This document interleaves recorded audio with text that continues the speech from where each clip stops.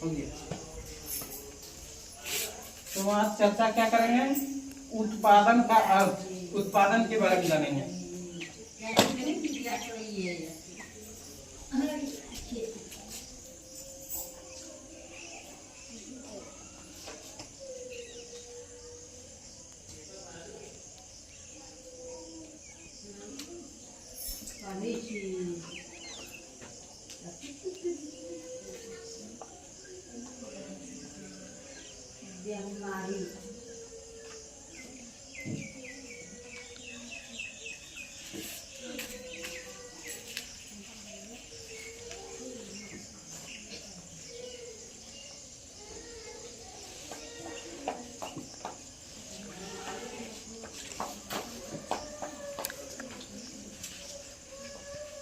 आज चर्चा करेंगे हम अर्थशास्त्र, इकोनॉमिक्स से चर्चा करेंगे। एक टॉपिक है उत्पादन का अर्थ। क्या हम पढ़ेंगे? उत्पादन का अर्थ।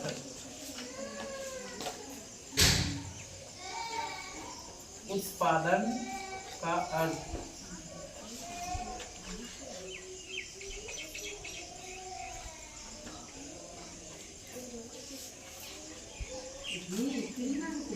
उत्पादन का अर्थ। उत्पादन का अर्थ क्या होता है वो जानेंगे हम।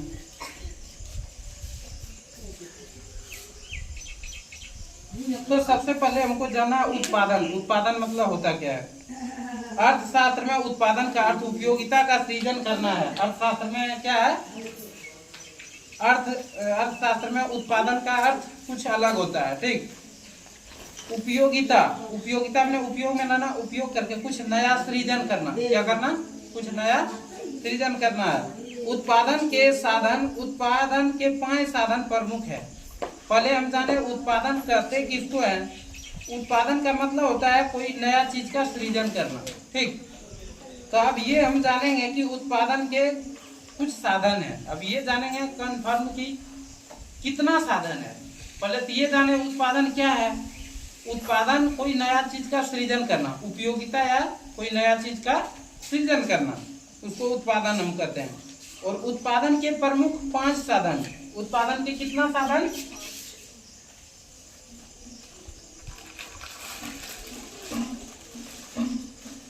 उत्पादन के प्रमुख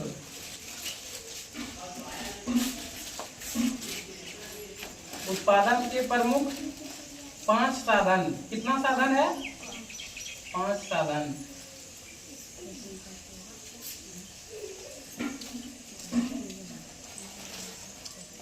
उत्पादन के प्रमुख 5 साधन। कितना साधन?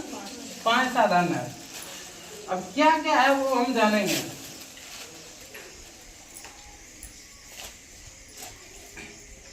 उत्पादन के प्रमुख 5 साधन है। सबसे पहले होगा भूमि।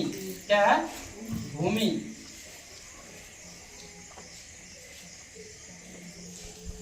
एक नंबर में है भूमि। नंबर 2 में है श्रम। 2 नंबर में क्या है? श्रम। नंबर 3 में है पूंजी।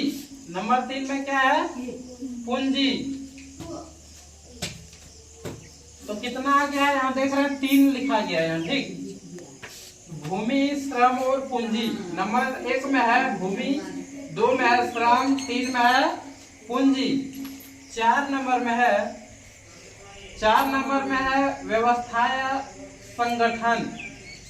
4 में क्या है? व्यवस्था या संगठन।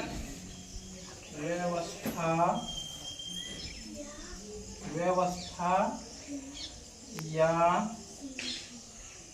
संगठन।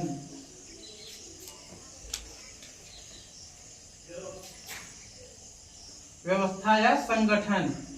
और 5वां नंबर में है 5 नंबर में है साहस या उद्यम। क्या है? साहस या उद्यम।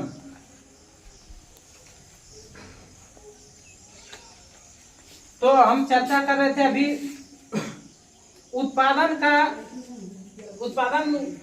के साधन के बारे में, तो यहाँ देखिए, यहाँ बोर्ड पर दिख रहा है उत्पादन के प्रमुख 5 साधन है। उत्पादन के प्रमुख कितना साधन? 5। उत्पादन के साधन के बारे में हम चर्चा कर चुके हैं, यहाँ भी लिख दिए हैं। सबसे पहला कौन है? भूमि। सबसे पहला साधन कौन है? भूमि।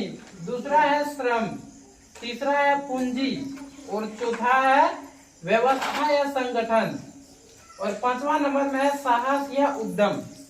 तो उत्पादन, कोई चीज, नया चीज अगर सृजन कीजिएगा, सृजन मतलब होता है बनाना, तो उसके लिए ये 5 चीजों का आवश्यकता हो जाएगा। 5 साधन पहले इसका व्यवस्था करना होगा। जब तक ये 5 साधन नहीं जुटा पाइएगा तब तक आप कुछ नया चीज का उत्पादन नहीं कर पाइएगा। सबसे पहले भूमि। भूमि मतलब क्या हुआ? जमीन। श्रम, श्रम मतलब श्रमिक चाहिए जो रहेगा। जैसे कोई आदमी फैक्ट्री लगाता है तो उसमें आदमी जरूरी पड़ता है ना, श्रम बने, उसमें मेहनत भी करना होगा। भूमि हो गया, श्रम हो गया, उसमें मेहनत करना होगा। जमीन चाहिए, उसमें मेहनत भी करना होगा। पूंजी भी चाहिए, कोई काम करने के लिए आपको पूंजी चाहिए, पैसा चाहिए ना। बिजनेस कीजिएगा तो उसमें पैसा चाहिए, पूंजी में हो गया पैसा। व्यवस्था या संगठन, व्यवस्था करना होगा ठीक ठाक। और संगठन मतलब आदमी एकजुट में चाहिए, संगठन बनाना होगा आदमियों का, श्रमिक का। तब संगठन बनाइएगा, व्यवस्था भी कर लीजिएगा, संगठन भी बना लीजिएगा। और 5वां है साहस या उद्यम। थोड़ा हिम्मत भी आपको रखना होगा ना। अब पहले डर जाइएगा, अब कोई चीज का हम उत्पादन कर रहे हैं, नया चीज का सृजन कर रहे हैं, उसमें हानि होगा या लाभ होगा, पहले सोच लोगे, क्या कर पाओगे? नहीं कर पाओगे। इसीलिए इसमें उत्पादन के प्रमुख साधन के बारे में अभी हम चर्चा किए। इसका कितना है साधन? 5 साधन है। उत्पादन के प्रमुख 5 साधन है। तो इसके बारे में हम जानकारी प्राप्त कर लिए। आप जानेंगे अर्थव्यवस्था में इन सभी उत्पादन के साधनों का समान महत्व है। अर्थव्यवस्था में इन सभी उत्पादन साधनों का समान महत्व है। सभी का समान महत्व है, बराबर महत्व है। कोई एक चीज नहीं रहेगा, ये 500 में से तो नहीं चलने वाला है आपका काम, बाधा आ जाएगा बीच में। किसी देश, राज्य या शहर के व्यक्ति सामाजिक, आर्थिक एवं राष्ट्रीय जीवन में उत्पादन का बहुत महत्व है। उत्पादन का क्या है? बहुत महत्व है। पता है, चाहे किसी देश हो, किसी देश या राज्य कहीं हो, या शहर या गांव, व्यक्तिक, सामाजिक, आर्थिक एवं राष्ट्रीय जीवन में उत्पादन बहुत महत्व है। उत्पादन क्या है? बहुत महत्व दिया गया है उत्पादन को। गांव में खेती मुख्य उत्पादन प्रक्रिया है। गांव का काम क्या है? खेती में भी श्रम का जरूरी पड़ता है। कोई भी काम की जिसमें श्रम का जरूरी होगा। गांव में खेती मुख्य उत्पादन क्रिया है। गांव में खेती क्या है? मुख्य उत्पादन क्रिया है। पिछले वर्षों की तुलना में खेती की विधियां कई महत्वपूर्ण परिवर्तन हुए। पिछले वर्षों की तुलना में खेती की क्या हुआ? विधियों में कई महत्वपूर्ण परिवर्तन हुए, बदलाव हुए। परिवर्तन मैंने क्या हुआ? बदलाव हुआ। इसी वजह से किसान उतनी ही भूमि पर अब अधिक फसल पैदा करने लगे। जितना था किसान के पास उतना ही भूमि पर क्या करने लगे? अधिक, उसमें क्या करने लगे? अधिक फसल को पैदा करने लगे किसान। क्योंकि पहले तकनीक नहीं जानते थे, नियम नहीं जानते थे कि क्या कब क्या करना है। ऐसे किसान अपना खेतों पर सालों भर फसल का उत्पादन करता है ना। धान लगाया, उसके बाद फिर गेहूं लगा दिया, अलग अलग चीज लगाया ना। तो हर एक मौसम में जिस तरह का मौसम है, कभी रबी फसल, खरीफ फसल लगाता है ना, कभी जायद फसल, तो सब फसल का वो लाभ ले लेता है। तो अब क्या हुआ? तकनीक बदल गया, अब परिवर्तन भी हो गया। पहले सिंचाई का साधन नहीं था, अब सिंचाई का भी साधन हो गया, बिजली का हो गया साधन। बिजली से क्या करता है? सिंचाई में आसान हो जाता है। इसी वजह से किसान उतनी भूमि पर अब अधिक फसल पैदा करने लगे। यह एक महत्वपूर्ण उपलब्धि है। और यह एक क्या है? महत्वपूर्ण उपलब्धि है, क्योंकि भूमि सीमित तथा दुर्लभ है। क्योंकि भूमि सीमित तथा दुर्लभ है। उत्पादन को बढ़ाने के लिए भूमि पर अन्य प्राकृतिक साधनों पर बहुत अधिक दबाव पड़ा। उत्पादन जितना जितना बढ़ रहा है उतना दबाव प्राकृतिक साधनों पर पड़ रहा है।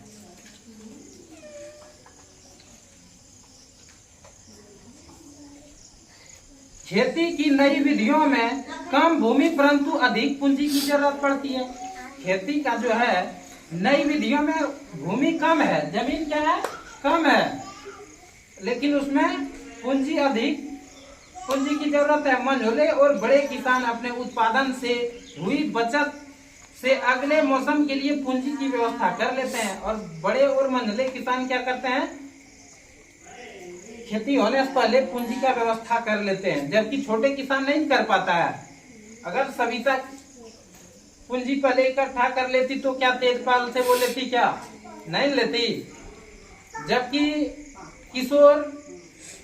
किशोर और सविता में बहुत अंतर हो जाता होता है ना। किशोर को ये पता था कि हमको लोन लेना है, बैंक से मिल जाएगा, बैंक मुहैया करता है लोन, क्या होता है ना। तो जबकि सविता को पता नहीं था। बहुत ऐसे किसान होता है, गरीब का जो होता है उसका शोषण अभी भी होता है बहुत। अगर वो लोन लेने भी जाएगा बैंक तो बिचौलिया आधा पैसा खा जाएगा, उसका खाएगा ना।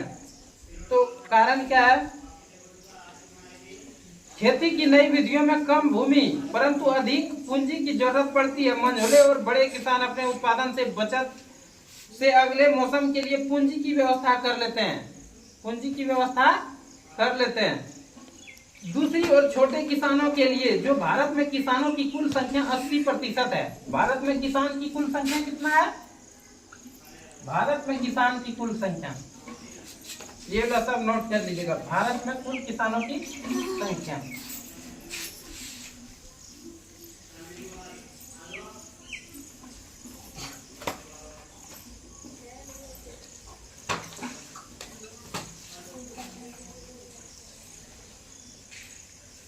भारत में कुल किसानों की संख्या,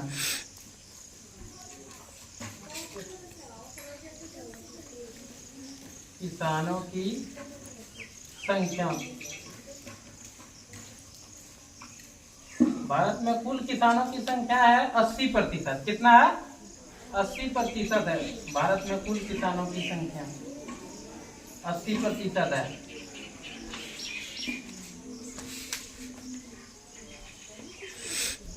उन्हें पूंजी की व्यवस्था करने में बहुत कठिनाई होती है। उन्हें पूंजी की व्यवस्था करने में क्या होती है, बहुत कठिनाई होती है, परेशानी होता है। उनके भूखंड का आकार छोटा होने के कारण उनका उत्पादन पर्याप्त नहीं होता। अतिरिक्त साधनों की कमी के कारण वे अपनी बचत से पूंजी नहीं निकाल पाते हैं, अतः उन्हें कर्ज लेना पड़ता है। कर्ज के अतिरिक्त कई छोटे किसानों को अपने व परिवार के भरण पोषण के लिए खेतीहर मजदूर के रूप में अतिरिक्त काम करना पड़ता है। मजदूर के रूप में क्या करना पड़ता है, काम करना पड़ता है। श्रम पूर्ति, देखिए इसमें है श्रम पूर्ति उत्पादन के अन्य कारकों की तुलना में अधिक प्रचुर है। क्या है, अधिक प्रचुर है। अतः नई विधियां में श्रम का अधिक प्रयोग करना आदर्श होता है। नई विधि में नया तकनीक में क्या हो गया, नया तकनीक आ गया। पहले हल बैल से खेती होता था, ट्रैक्टर से होने लगा ना। पहले से ट्रैक्टर से होता, अब देखिए हर चीज अब क्या होने लगा, नया तकनीक में आ गया। पहले नया तकनीक नहीं था, उससे परेशानी भी होता था। जो खेती करने में किसान को काम में लगता था 1 महीना, अब क्या होता है 10 दिन में हो जाता है ना। तो महीनों का काम कितना में होने लगा, 10 दिन में होने लगा, 1 सप्ताह में होने लगा। तो क्या हुआ, तकनीक बदल गया। श्रम पूर्ति उत्पादन कारकों की तुलना में अधिक प्रचुर, अतः नई विधियों में श्रम का अधिक प्रयोग करना आदर्श होता है। दुर्भाग्यवश ऐसा नहीं हुआ। खेती में श्रमिकों का उपयोग सीमित है। खेती में श्रमिकों का उपयोग क्या है, सीमित है। अवसरों की तलाश में श्रमिक आस पड़ोस के गांव, शहरों तथा कस्बों में जा रहे हैं। गांव, शहरों तथा कस्बों में जा रहे हैं। कुछ श्रमिक गांव में ही गैर कृषि क्षेत्र में काम करना प्रारंभ कर दिया। कुछ श्रमिक गांव में ही काम करना प्रारंभ कर दिया। कुछ श्रमिक गांव में गैर कृषि क्षेत्र में काम करना प्रारंभ कर दिया। इस समय गांव में गैर कृषि क्षेत्र बहुत बड़ा नहीं है। भारत में गांव के 100 कामगारों में से केवल 24 ही गैर कृषि कार्यों में लगे हैं।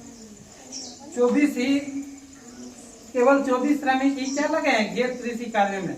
यदि गांव में अनेक प्रकार के गैर कृषि कार्य होते हैं तो हमने केवल कुछ ही उदाहरण देखे हैं। प्रत्येक कार्य में नियुक्त लोगों की संख्या बहुत कम है। क्या है, नियुक्त लोगों की संख्या बहुत कम है। हम चाहेंगे कि भविष्य में गांव में गैर कृषि उत्पादन क्रियाओं में वृद्धि हो।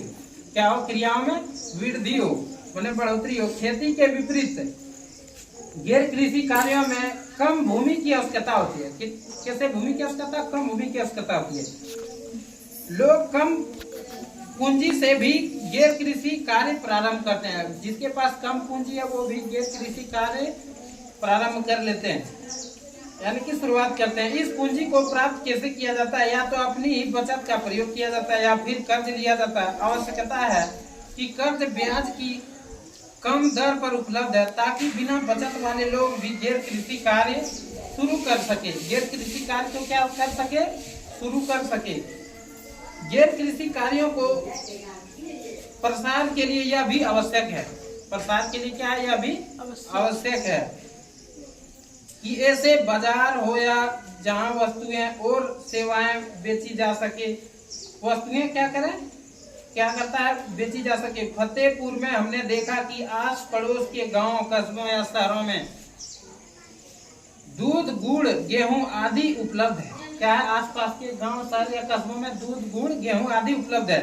तो जैसे जैसे ज्यादा गांव, कस्बों और शहरों से अच्छी सड़कों, परिवहन और टेलीफोन से जुड़े भविष्य में गांव में गैर कृषि उत्पादन क्रियाओं के अवसर बढ़ेंगे। क्रियाओं के अवसर क्या होगा, बढ़ेंगे। तो हम अभी जो चर्चा कर रहे थे इस वीडियो के अंतर्गत फतेहपुर गांव की कहानी, और टॉपिक का नाम था उत्पादन का अर्थ। तो हम उत्पादन के बारे में हम जानकारी प्राप्त किए। फिर नेक्स्ट क्लास में मिलेंगे।